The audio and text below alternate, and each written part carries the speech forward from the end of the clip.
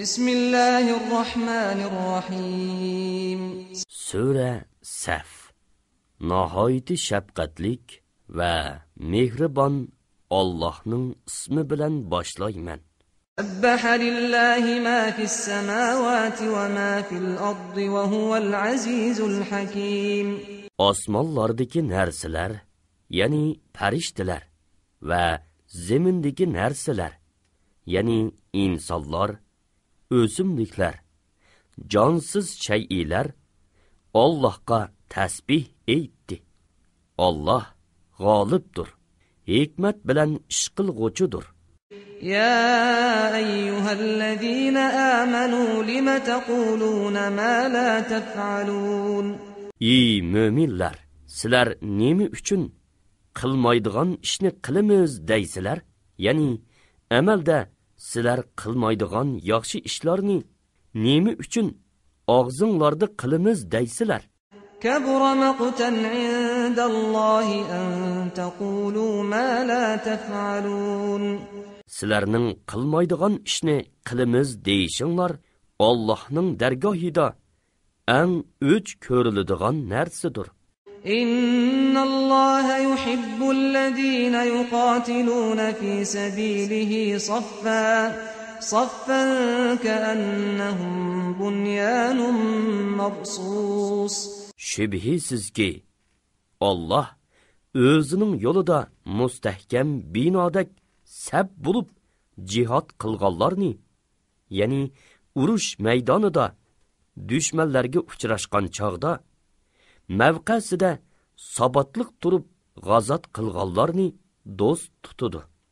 وَإِذْ قَالَ مُوسَى لِقَوْمِهِ يَا قَوْمِ لِمَ تُؤْذُونَنِي وَقَدْ تَعْلَمُونَ أَنِّي رَسُولُ اللَّهِ إِلَيْكُمْ فَلَمَّا زَاغُوا أَزَاغَ اللَّهُ قُلُوبَهُمْ وَاللَّهُ لَا يَهْدِي الْقَوْمَ الْفَاسِقِينَ.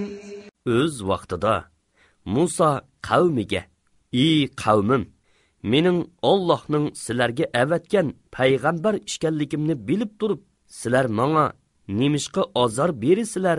dedi. Ular haqdan burilib ketgandan keyin Alloh ularning dillarini hidoyatdan burivatdi. Alloh fosiq qavmni hidoyat qilmaydi.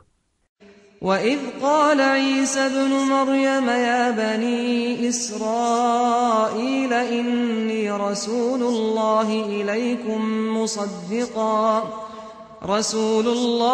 إِلَيْكُمْ مُصَدِّقًا لِمَا بَيْنَ يَدَيَّ مِنَ التَّوْرَاةِ وَمُبَشِّرًا برسول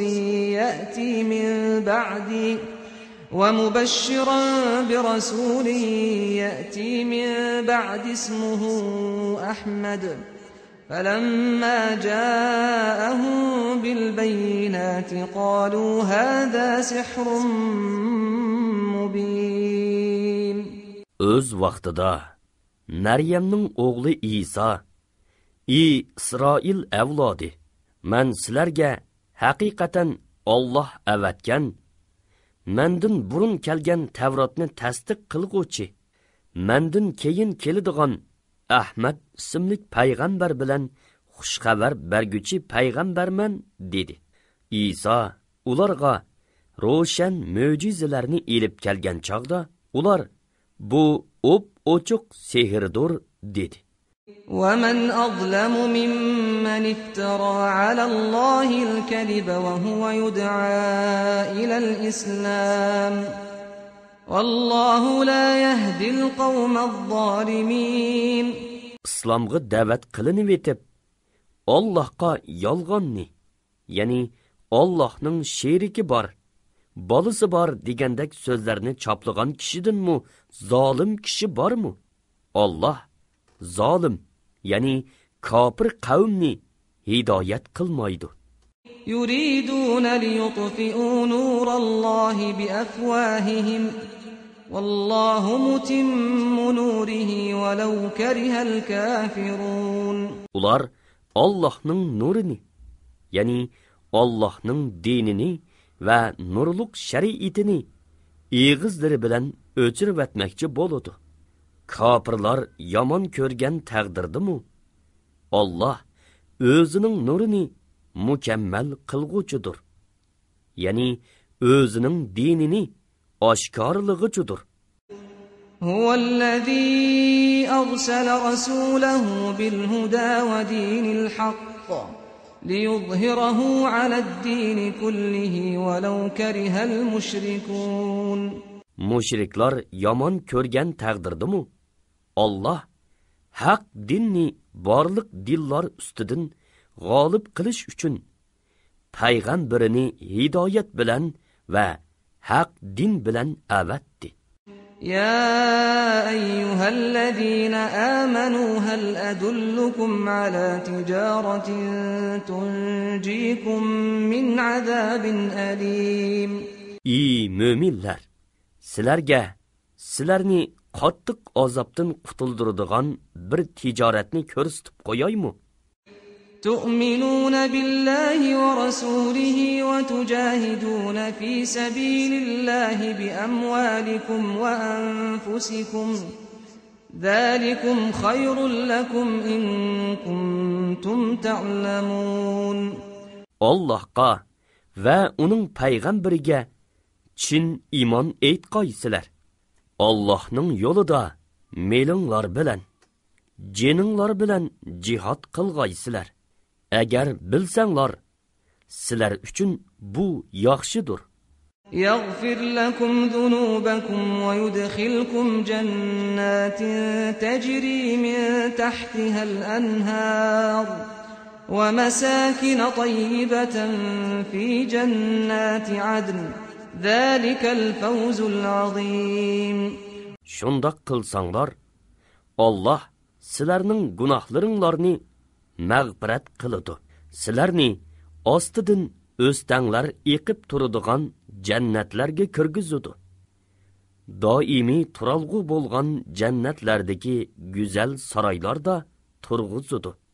Bu cho'ng muvaffaqiyatdir. وأخرى تحبونها نصر من الله وفتح قريب وبشر المؤمنين. Sizlarga marhamat qilinadigan, sizlar yaxshi ko'radigan ikkinchi bir ne'mat Allohdan keladigan nusrat va yaqin g'alaba, ya'ni Makkaning fathi qilinishidir. Ey Muhammad, mu'minlarga bu ro'shan marhamat bilan xushxabar bergin.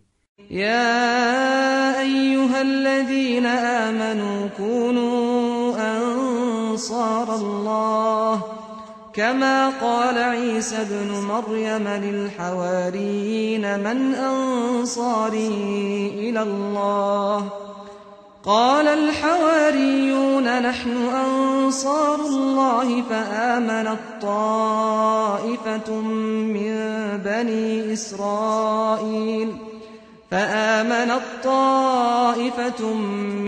بني إسرائيل وكفرت طائفة فأيدنا الذين آمنوا على عدوهم فأصبحوا ظاهرين. Ey müminler, havariyullar, yani İsa aleyhissalamga dastlabda iymon etgan mümin qavmdak Allah'ның yordamchilari bo'linglar. Maryamning o'g'li İsa havariyullarga Allah'ның da'vatini tabliğ qilishda Allah'ga kimlar yordamchilarim bo'ladi dedi.